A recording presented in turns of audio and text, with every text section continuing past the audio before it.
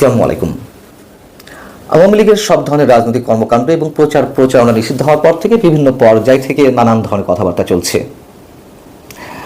আওয়ামী লীগের নানান পর্যায়ের অপরাধের সঙ্গে প্রকৃত যারা অপরাধী তাদের সুষ্ঠু বিচারের মাধ্যমে শাস্তি নিশ্চিত করা হোক, সেটিও নিশ্চয়ই আমি আর সবার মতন নিঃসন্দেহে চাই। এবং নিষিদ্ধ হয়েছে সরকারের নির্বাহী আদেশে, সে প্রসঙ্গেও কিছু বলার নেই। কিন্তু একটি প্রশ্ন খুবই যৌক্তিকতার সঙ্গে তুলতে চাই।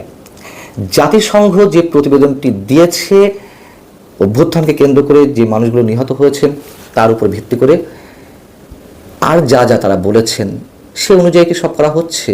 যে কোনো রাজনৈতিক দল নিষিদ্ধ করার ক্ষেত্রে কি বলেছিল জাতিসংঘ, সেটি কি ফলো করা হয়েছে?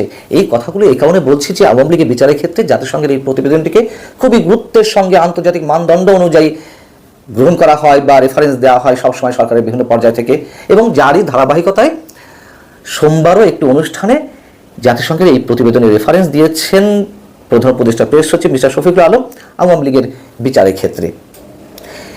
অনুষ্ঠানে সাংবাদিকদের পক্ষ থেকে একটি প্রশ্ন ছিল যে আওয়ামী লীগ নিষিদ্ধ হয়েছে, তাহলে 14 দলের কি হবে? 14 দল তাদের সাথে ছিল।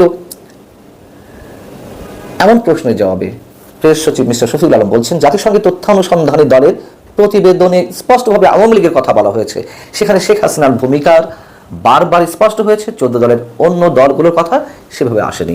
কথা সত্য, যারা এই প্রতিবেদনটি পড়েছেন দেখেছেন, একথা অনস্বীকার্য। প্রেস সচিব যা যা বলেছেন সব ঠিক আছে, কিন্তু বাকিটা তিনি কেন বলেন না? রাজনৈতিক দলের কর্মকাণ্ড বা রাজনৈতিক দল নিষিদ্ধ হওয়ার প্রসঙ্গে জাতিসংঘ সেখানে কি বলেছে? প্রতিবেদনের শেষাংশে একেবারে স্পষ্টভাবে বিশেষ গুরুত্বের সঙ্গে এক্ষেত্রে জাতিসংঘ যেটি বলছে তা হচ্ছে এই refrain from political party bans that would undermine a return to a genuine multi-party democracy and effectively disenfranchise a large part of the Bangladeshi electorate. অর্থাৎ রাজনৈতিক দলের উপরে এমন কোনো নিষেধাজ্ঞা থেকে বিরত থাকতে হবে যা প্রকৃত বহুদলীয় গণতন্ত্রের প্রত্যাবর্তনকে ক্ষতিগ্রস্ত করবে এবং বাংলাদেশি ভোটারদের একটি বৃহৎ অংশকে কার্যকরভাবে ভোটাধিকার থেকে বঞ্চিত করবে। এখানে কি আর কোনো ব্যাখ্যার প্রয়োজন আছে? জাতিসংঘের কতটুকু ফলো, প্রতিবেদনের সুপারিশের কতটুকু সরকার ফলো করছে অথবা করছে না? এমনকি এই প্রতিবেদনে আওয়ামী লীগের নৃশংসতা, আওয়ামী লীগের সহিংসতা, পুলিশের যে অত্যাচার নির্যাতন, সেগুলোর পাশাপাশি আর কি বলা ছিল? 5 আগস্ট শেখ হাসিনা পালিয়ে গেছেন,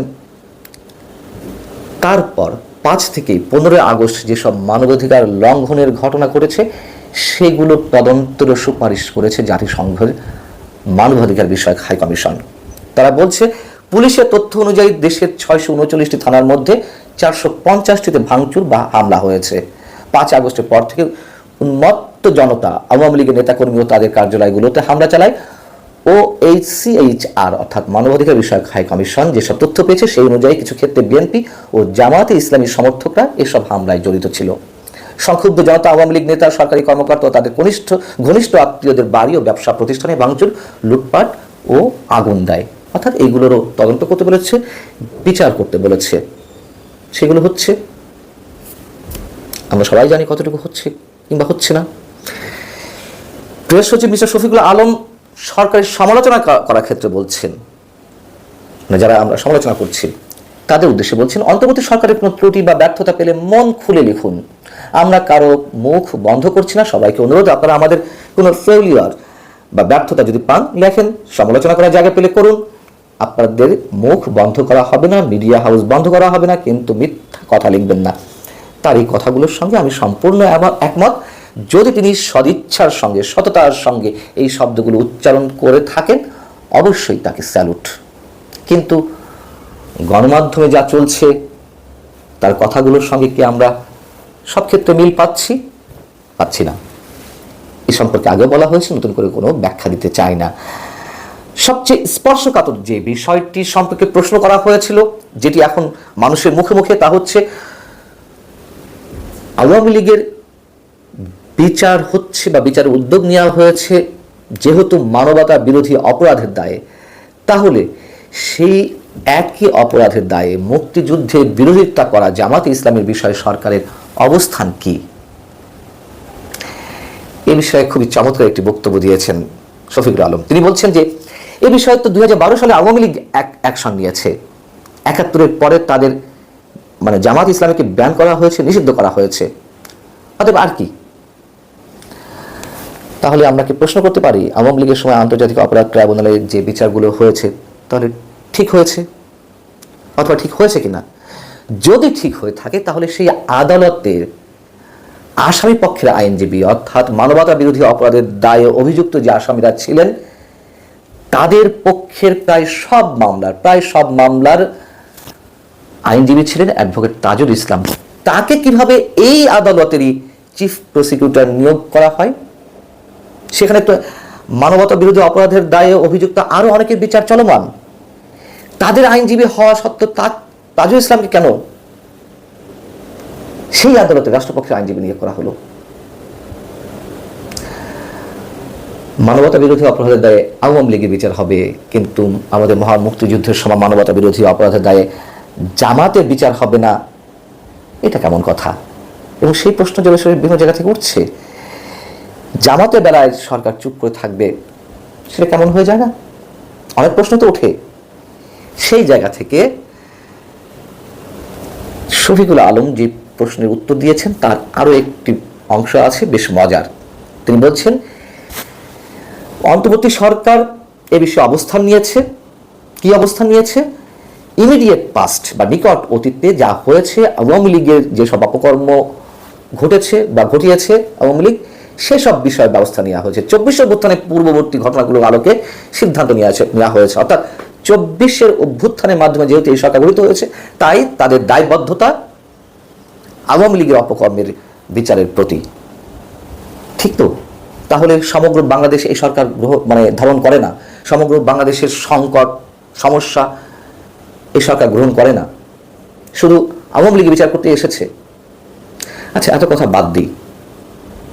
যদি তাই হয়ে থাকে, আওয়ামী লীগের বিষয়টি তাদের কাছে সবচেয়ে বেশি প্রাধান্য হয়ে থাকে, তাহলে করিডোর ইস্যুতে মিয়ানমারের উদ্দেশ্যে যে কথিত মানবিক করিডোর, সে বিষয়ে সরকার প্রাথমিকভাবে নীতিগত সিদ্ধান্ত নিয়েছে কেন যে করিডোর দেওয়া হবে? শফিকুল আলম আসলে স্ববিরোধিতা করছেন, এটি মনে হয়। জামাতের সময় বলেছেন যে জামাতের বিষয়ে যে প্রশ্ন ছিল সেক্ষেত্রে তিনি বলছেন আমার কিছু বলার নেই। আর কেন, কোন ক্ষেত্রে বলছেন? তিনি বলছেন যে 71 নিয়ে আমরা অনেক স্টেটমেন্ট দিয়েছি, নতুন করে কিছু বলতে চাই না, 71 আমরা পুরোপুরি ধারণ করি। মানে বিষয়টা হচ্ছে আমি আপনাকে শ্রদ্ধা করি, কিন্তু আপনাকে অশ্রদ্ধা করার মতন, অসম্মান করার মতন যাবতীয় সব কাজকর্ম আমি করে যাচ্ছি, আপনার ক্ষতি করার জন্য আমি সব কাজ করে যাচ্ছি, কিন্তু আমি মুখে বলছি আমি শ্রদ্ধা করি। 71কে ধারণ তিনি করেন, কিন্তু 71-এর বিষয়ে যে অমীমাংসিত বিষয়গুলো সেগুলো নিয়ে তিনি কিছু বলতে চান না। বলছেন যে অনেক কিছু বলেছি, জামাত প্রসঙ্গে আসলে কিছু তার বলার বা সরকারের বলার সাহস নেই। কেন নেই সেই প্রশ্নটি মোটামুটি আমরা জানি, এই উত্তরটি। এবং একটি কথা দিয়ে শেষ করি, আওয়ামী লীগ তিনটি নির্বাচন প্রহসনের মাধ্যমে করেছে, এটি তো নতুন করে ব্যাখ্যা কিছু নেই। 2014, 24 এবং 18 নির্বাচনে বিএনপি অংশগ্রহণ করেছিল। 2024 এবং 14 আওয়ামী লীগ বলার চেষ্টা করে যে বিএনপি তো আসেনি, আমরা কি করব? আর বিএনপি 18 নির্বাচনে গিয়েছিল, তারপরেও যে ভয়ঙ্কর একটা নাটকীয় খেলা হয়েছে, প্রহসন হয়েছে, সে সম্পর্কে আমরা জানি। তাহলে 2014 এবং 2024 যদি বিবেচনা নেই, সেই জায়গা থেকে যদি আমরা প্রশ্ন তুলি, আওয়ামী লীগকে ব্যান করার মধ্য দিয়ে আগামীতে যে নির্বাচন অনুষ্ঠিত হয়ে যাচ্ছে, যেই অভিযোগটি আওয়ামী লীগের বিরুদ্ধে আমরা তুলি, 2014 এবং 24 নির্বাচন এমনভাবে করা হয়েছিল, এমনভাবে প্লট নির্মাণ করা হয়েছিল যে বিএনপি যাতে বাইরে থাকে নির্বাচনের, তাহলে কি সেই একই ধরনের প্রশ্ন এখন উঠবে না আগামী যে নির্বাচন হতে যাচ্ছে? আদৌ নির্বাচন কবে হবে আমরা জানি না, তারপরে যদি হয় এই সরকারের অধীনে। ভালো থাকুন সবাই, আল্লাহ হাফেজ।